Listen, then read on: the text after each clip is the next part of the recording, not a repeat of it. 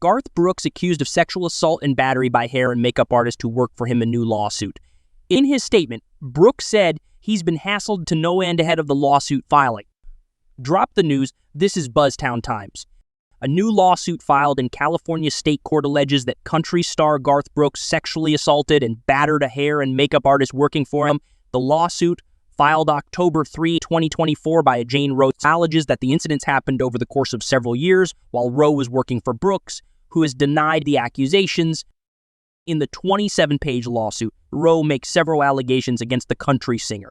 She alleges that in 2019, Brooks forced her to touch his erect penis while she was at his home to style his hair. That same year, Roe alleges Brooks brought her to Los Angeles to style him for an event and then raped her in a hotel room. Roe's suit also accuses Brooks of repeatedly exposing his genitals and buttocks to her, talking about sex, sharing sexual fantasies, and sending sexually explicit text messages. The lawsuit goes on to say that Brooks attempted to cover up his alleged harassment of Roe, going as far as to surreptitiously take her phone and delete explicit texts he'd sent her. The lawsuit notes that Roe first worked for Brooks' wife, Trisha Yearwood, starting in 1999, and only started working for Brooks himself in 2017.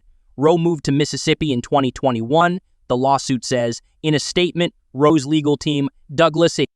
Wigdor, Jean A.M. Christensen, and Haley Baker, said that Brooks tried to silence Roe with a preemptive complaint in Mississippi. The September 13, 2024 Mississippi complaint was filed by a John Doe, who is a celebrity and public figure who resides in Tennessee. In the filing, to allege that Roe is lying to extort him for money and to damage his reputation. The Mississippi complaint also alleged that Roe threatened to file her complaint in California only because Doe refused to give her a raise and pay for health insurance. In a statement to Today.com on October 3, Brooks' team confirmed he was the Doe in the Mississippi complaint.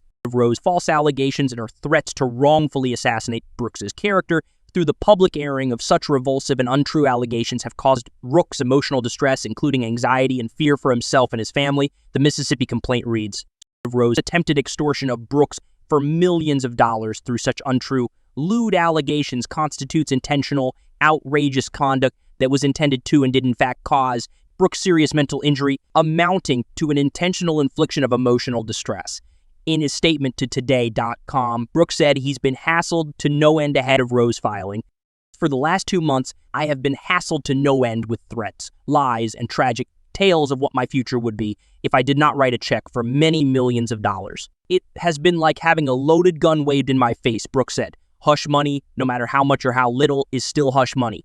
In my mind, that means I am admitting to behavior I am incapable of, ugly acts no human should ever do to another. The statement continues, we filed suit against this person nearly a month ago to speak out against extortion and defamation of character. We filed it anonymously for the sake of families on both sides.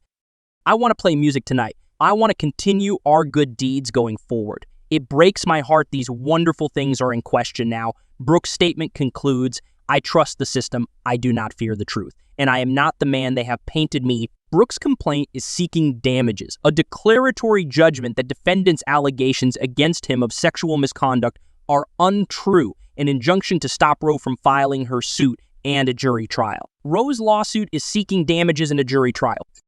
We applaud our client's courage in moving forward with her complaint against Garth Brooks, Roe's legal team wrote in a statement. The complaint filed today demonstrates that sexual predators exist not only in corporate America, Hollywood, and in the rap and rock and roll industries, but also in the world of country music. We are confident that Brooks will be held accountable for his actions and his efforts to silence our client through the filing of a preemptive complaint in Mississippi was nothing other than an act of desperation and attempted intimidation. The statement concludes, we encourage others who may have been victimized to contact us as no survivor should suffer in silence. Hours after the news of the lawsuit broke, Brooks shared a post to his Instagram page, if there was ever a night that I really needed this, tonight was that night.